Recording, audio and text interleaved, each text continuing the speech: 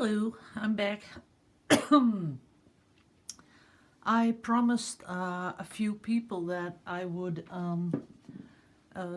explain a little bit about the paper marbling. So I set up a tray of thickened water. They call it size. So what you see in here, this stuff, this is size. And I see that I have my lights shining in the water, but I can't help it. I tried putting it out, turning off the light, but you won't see much. So it's just a demonstration video anyway. So you can see that this is a little bit thick, and the way to do it is you can do two sorts of size. What I have here is the cheap way, and it's just a wallpaper glue. So that's a powder stuff where you put it in the water and you mix it and you get that wallpaper glue, and that's what's in here right now at the moment. But if you want to go professional, then you have to use this carrageenan. Carrageenan is a seaweed. It's really easy to use. You get your blender and you have the recipes that are online. You can just look for them, but you just put like 2 tablespoons of carrageenan in some water, and I use distilled water because my water is really hard, and you blend it for a bit and then it goes all bubbly. Then you put it in some sort of container and you leave it overnight so that all the bubbles get out. So this is something you need, and you can choose between going cheap and going a little bit more expensive for the carrageenan. This is like €2. This was like 16 euros. The next thing you will need, if you go cheap, you have to just try to find paper that takes up the paint by itself, and there are some papers that do that. But if you want a professional paper marbling, then you have to buy something that is called alum. It's aluminium sulfate, potassium aluminium sulfate, and marbling and natural dyeing mordant. So you can use this on your paper, but you can also use it on your silk if you want to do a silk scarf or something like that. What this does is it makes the paper pick up the paint better and keeps it really stuck on there. So if you want to do some professional marbling, I'd go and buy some of this. So it's called alum. Then you need paints, of course, and I am going to show you 2 sorts, or 3 actually. I have orange here. This is gouache, so I just mix some gouache, and I have my paint of preference, that is my acrylic paint. And if you start out, please choose the opaque colors because that works just a little bit better. And I have this. It's a sort of an art spray. You can use that too. So they aren't that expensive. I think these are like 3 or 4 euros. And then of course you need the oxgal. It's here it's in English. Oops, sorry. Over here it's in English. Oxgal. They make the paint spread and float and all kinds of stuff. So that, and then you need some little rakes, and this is one I've made. Just toothpicks, and I put them through a really thick straw, and you can make all kinds of forgot to get this one. Here's a big one I made. So it's just a piece of wood, and I glued on all these toothpicks. But usually I have a bigger tray than this, so this won't fit. It's too big. But usually I use a bigger tray and then it fits. And that's to make the patterns in the paint. But I'll show you with this little one I made. I'm not going for anything really pretty. I'm just I just want to show you the experiment stuff, and once you get the ground stuff, you can go with it, do anything you want with it. So in here, the thickened water, you can use plain water, but then you need special paints. So I don't like the special paints. I just want to use what I have. Because if you want, you have to buy all this new paint and new brushes and new everything. It gets pretty expensive. So let's see how we're gonna do this. So this morning I already tried some out, and it worked fine. And I bought some new brushes. 4 brushes for 80 cents. Not too bad. So what you do is you just get those paints nice and thin, and this one is just normal acrylic with a lot of water in it and a little bit of oxcal. So you load up your brush and you just tap, and I'm sure you can't see anything yet because even from here it's hard to see, but you just load up your brush, tap, and lay down a pattern or color you like. Then you keep on adding different colors, and that's the important thing. With marbling, your colors won't get muddy because I don't know how it works, but they just don't go mix into each other. So now I'm doing the really pretty pink, and there you can see something happening. And you just give it a little tap and the paint will come off. Oh yeah, I can see it. And you just keep on going like the colors you really like. And some will spread more than other colors do. But once you get started, you'll know what's gonna happen. So as you can see, I've already got 3 colors.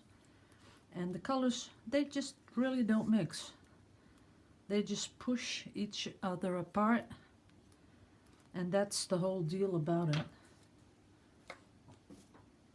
Then some. And this is just the Amsterdam acrylics.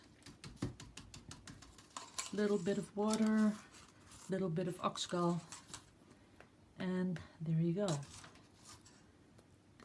Oops, that's a lot. The thing is that you can test your paints when you're mixing your paint. You just have a little tray with the same thickened water in it, the size, and then you just tap on there to see your paint, if it floats or if it sinks. Sometimes it sinks, and if it does, just leave it on the bottom. It won't interact with anything you do on the top. So don't get all antsy if you do have paint that drops through. Doesn't matter. Another thing that you'll notice is when you are doing more and more colors, the paint has almost nowhere to go. So in the beginning, your paint is going to really spread out over the surface. But the more colors you put in there, the less room it has to spread, so then it'll keep forming these smaller cells.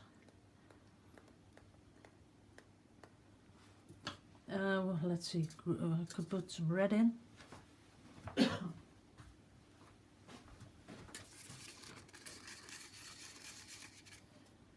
And I'm not trying to make a pretty picture. I'm just showing you what it does.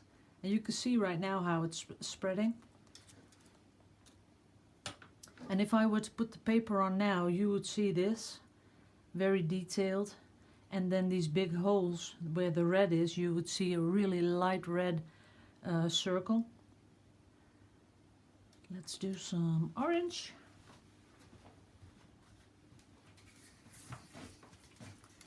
Oh, that is a little thick.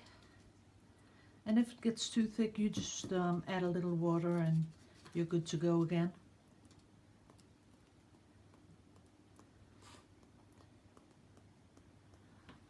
And it's showing up on the video, yep. Okay, then I'd like some more dark blue, I think.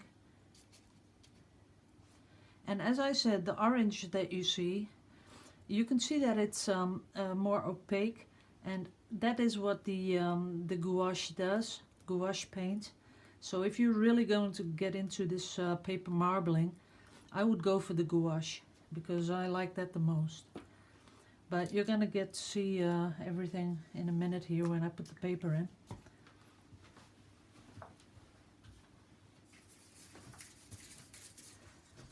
Just add some green, really big blots of green, and I want a little bit more of the orange.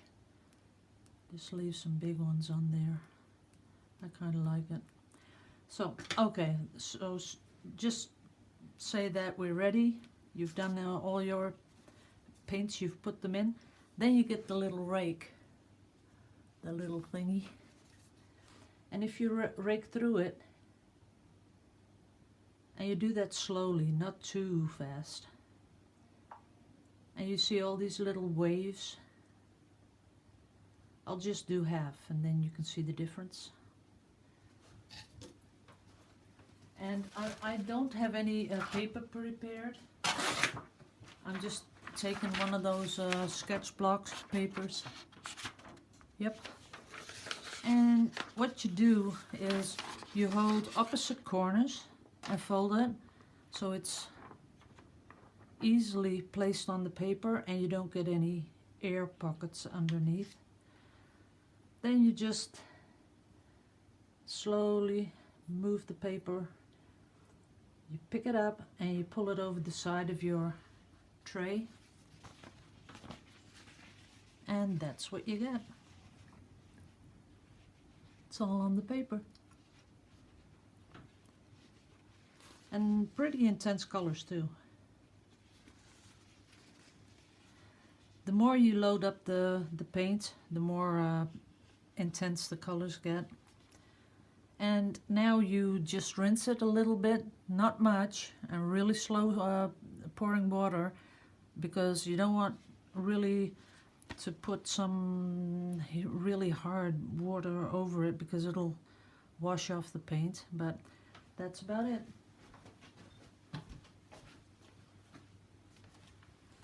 Then a good thing to have if you're going to do this is old newspapers. You just cut some strips, because once you've taken your painting off, see, if you were to do another one, sometimes it's pretty to do another one, but not always.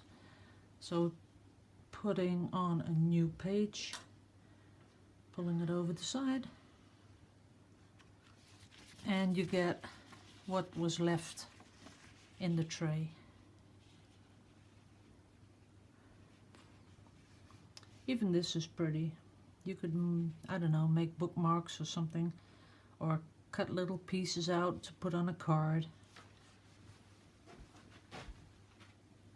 But what I said about the newspaper, after you're ready, you just put a lot of paper on there to suck up all the rest of the paint, because you don't want it in your next painting.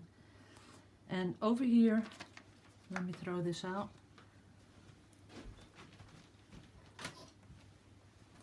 You can see on the bottom here, there's a lot of that orange gouache.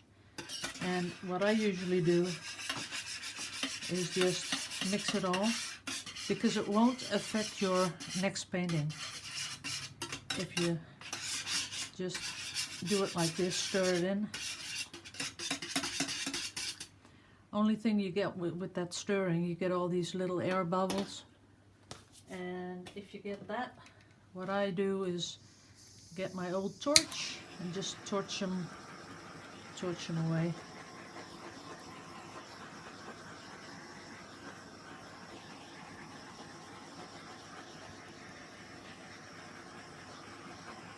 There you are, all gone. And then you're just ready for the next one. So I'll do one with only 2 colors.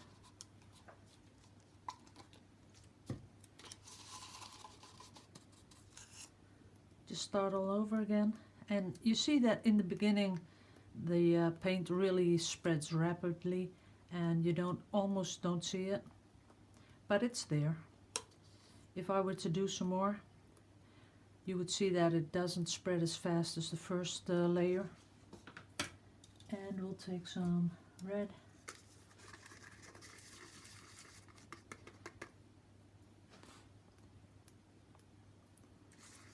And on YouTube, if you look for it, there is a video of someone who does this with oil paint. And I don't know, sometimes it gives pretty nice effects.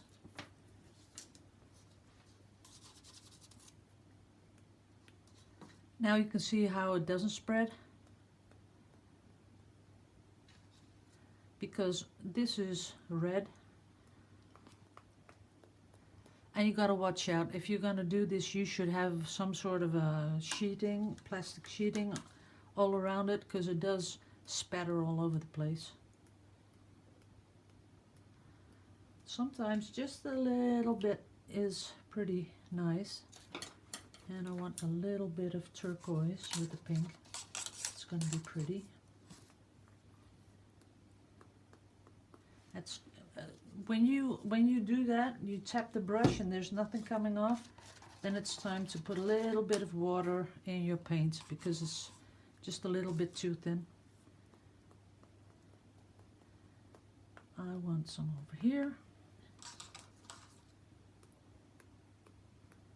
And oh yeah, that's nice, because I really like the blue ones on the pink, so that you can see when I pick it up that it doesn't mix together. This time I won't go through it with a rake. What you can also do is blow with a straw. It's nice.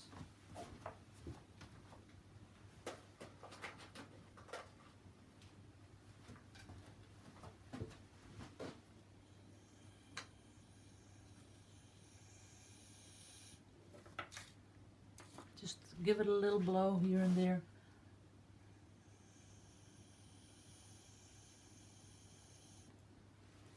That's pretty.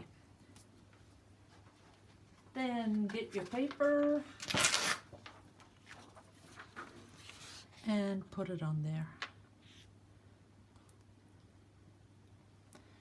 And like I said, usually I have a really big tray where I fit in those really big, like, I don't know, 60 centimeters by 70.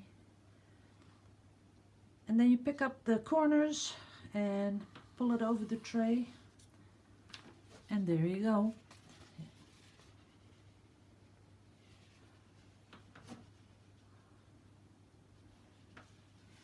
You can do so many things with this. You can make sort of backgrounds. When I let them dry and then I iron them to make the pages really flat. And then you can go over them with these acrylic markers.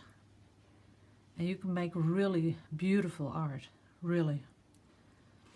And it looks very special because you have this beautiful background and then the ink patterns that you can put on it.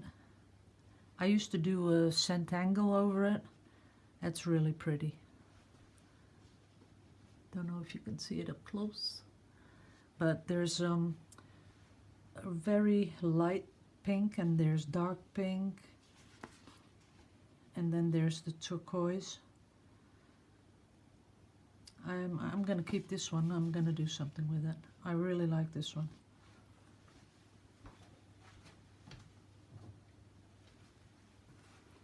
So that was about it. So I'm gonna be cleaning this up because tomorrow I'm gonna be doing this one. Yes, can you see it? It's a really huge circular board I prepared. So I'm gonna do my first round piece, and I've been thinking about that for ever since Saturday. It's Monday today, so ever since Saturday I've been thinking, how am I gonna do that? Because I want it to be so special. So tune in tomorrow, and because I'm gonna be doing that one first thing tomorrow morning. Okay, let's wrap this up. So if you want to do this, you get a tray, and this is just a tray that you use in the oven. You buy some wallpaper glue,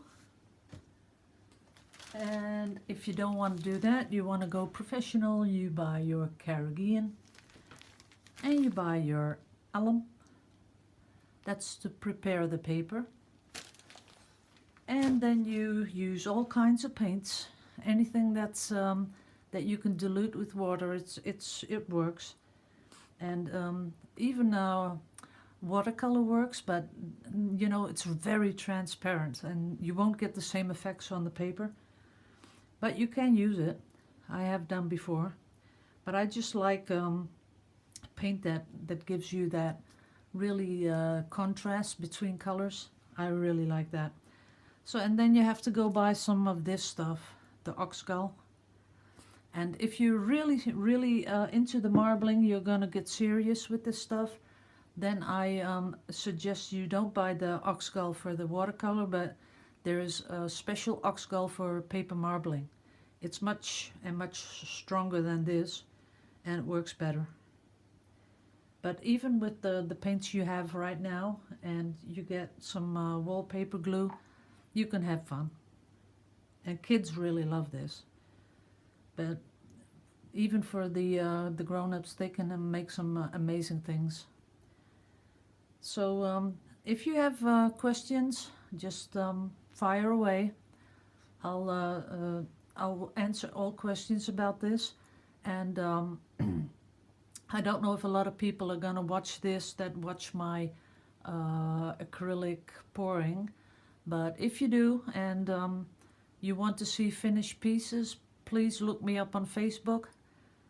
Just type in my name, Annemarie Ridderhof, and I'll befriend you, and then you can see everything that I've done that is finished.